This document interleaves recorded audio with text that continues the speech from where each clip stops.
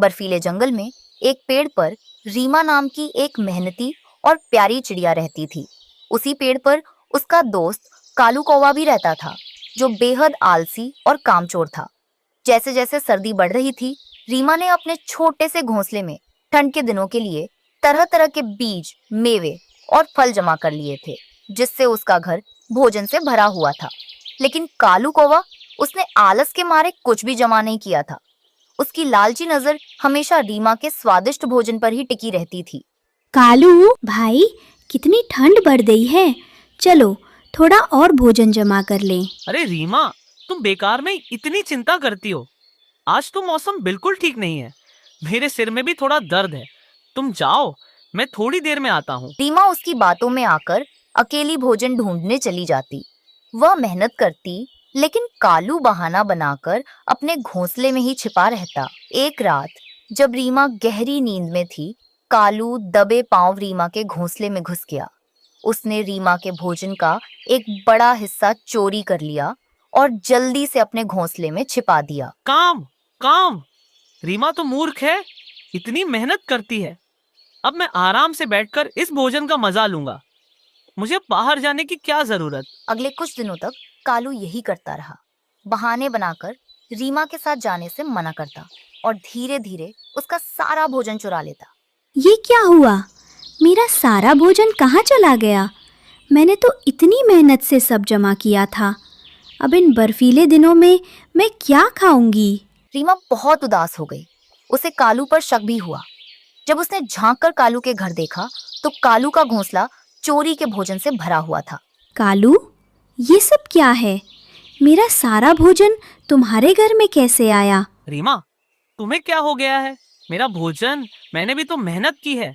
तुम शायद भूल रही हो। नहीं कालू, मैं सब जानती हूँ। तुमने मेरे साथ बहुत गलत किया है। रीमा रोती हुई वापस अपने खाली घोंसले में आ गई। कालू ने अपने लालच में अपनी दोस्त का सहारा भी छीन लिया था। उसी रात बर्फ तेजी से गिरनी शुरू हो गई और तापमान बहुत नीचे चला गया। अचानक एक बूढ़ी और कमजोर चिड़िया, जिसने एक गर्म शॉल ओढ़ रखी थी, कालू के दरवाजे पर पहुंची। बेटा, मैं जंगल से भटक गई हूँ। ये रात बहुत बर्फीली है। बस एक रात के लिए मुझे अपने घर में पनाह दे दो। कौन है? यहाँ कोई कमरा खाली नहीं है। जाओ यहाँ से, मैं कोई धर्मशाला नहीं चलाता। बूढ़ी चिड़िया उदास होकर रीमा के छोटे से खाली घोंसले की तरफ बढ़ी। उसने दरवाजा खटखटाया। प्यारी रीमा, मुझे ठंड लग रही है। क्या मैं आज रात तुम्हारे घर रुक सकती हूँ? हाँ हाँ, ज़रूर। मेरे पास भोजन तो नहीं है, पर तुम अंदर आ जाओ। यहाँ कम से कम हवा तो नहीं लगेगी। रीमा ने बूढ़ी चिड़िया के लिए अपने घोंसले में जगह बनाई और उसे अपनी प्यारी सी मुलायम घास पर बिठाया। सुबह हुई तो आसमान साफ था। बूढ़ी चिड़िया जाने के लिए तैयार हुई। रीमा बेटी, तुम्हारी दयालुता ने मेरा जीवन बचा लिया। मैं एक जादुई पक्षी हूँ।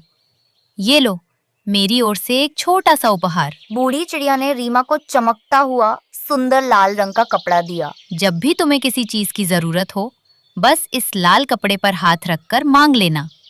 लेकिन याद रखना, इसे कभी भी लालच में इस्तेमाल मत करना। धन्यवाद दादी, मैं हमेशा आपकी बात याद रखूंगी। बूढ़ी चिड़िया उड़ गई।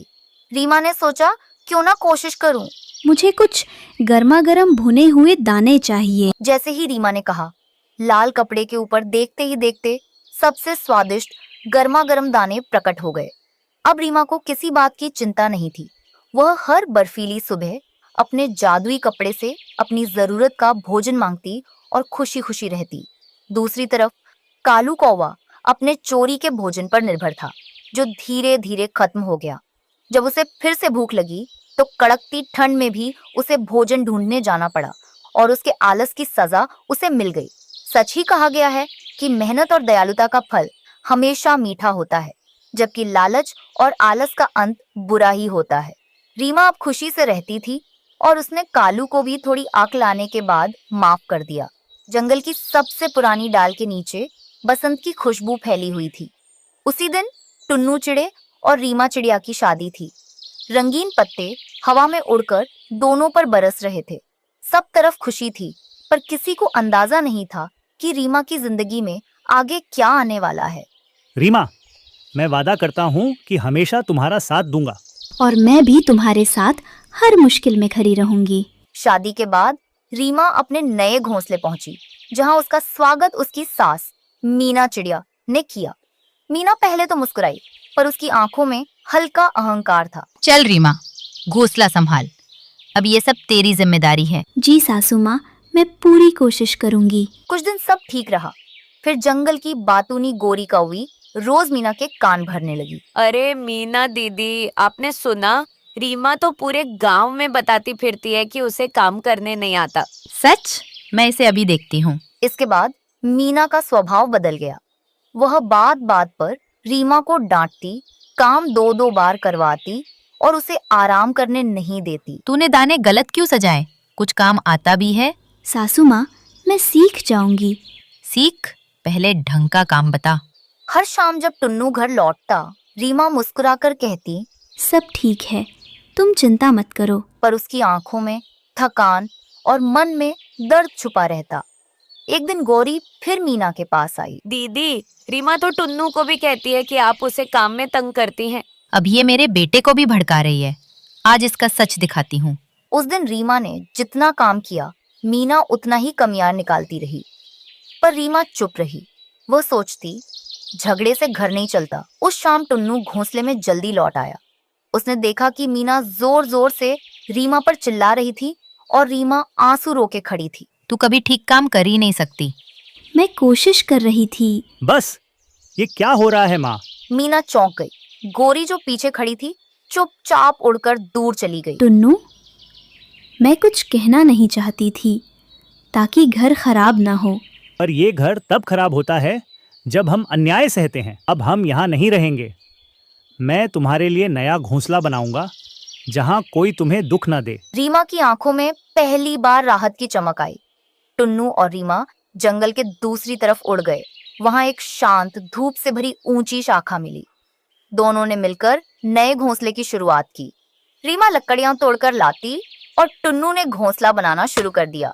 और दोनों के चेहरों पर एक सुकून था जो लंबे समय बाद मिला था। ये जगह कितनी शांत है। क्योंकि यहाँ तुम्हारे आंसू नहीं है। उधर मीना चिड़िया घर में अकेली रह गई। गोरी भी अब आसपास नहीं आती थी। कोई बात करने वाला नहीं, कोई मदद करने वाला नहीं। कुछ ही दिनों में मीना बीमार पड़ने लगी। काश मैंने रीमा के साथ अच्छा व्यवहार किया होता। एक दिन टुन्नू और रीमा उसे देखने आए।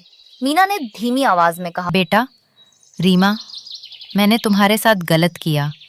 क्या तुम मुझे माफ कर दोगे? सासू माँ, माफी से बड़ा कोई इलाज नहीं। हम आपको वापस ले जा सकते हैं माँ। नहीं, मैं तुम्हारी खुशी को बोझ नहीं बनूंगी। बस तुम दोनों खुश रहो। रीमा ने मीना के लिए भोजन और पत्ते छोड़े। जाते समय पीछे मुड़कर देखा। मीना की आंखों में पछतावा था, पर मन में शांति भी कि उसके बच्चे अब खुश हैं। अपने नए घोंसले में रीमा और टुन्नू का जीवन अब प्यार और सम्मान से भरा था। चिंटू भी हर दिन उड़ने की नई कोशिशें करता और रीमा मुस्कुराकर कहती, देखो चिंटू, घर वही होता है जहाँ दिल को चोट न लगे। और जिंदगी वही खूबसूरत होती है जहाँ हम मिलकर आगे बढ़ें। जंगल में अब रीमा की कहानी मिसाल बन चुकी थी। सम्मान और प्यार से ही घर बनता है और दया से ही